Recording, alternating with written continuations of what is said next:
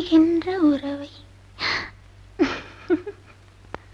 அந்திப்போர் காணாத இளமை ஆடட்டும் என் கைகளில் சிந்தித்தேன் செந்தூர இதழ்களில் சிந்தித்தேன் பாய்கின்ற உறவை கொஞ்சம்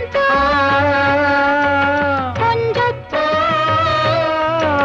கண்ணுக்குள் என்னென்ன நளினம் காலத்தால் மூவாத உயர் தமிழ் சங்கத்தில்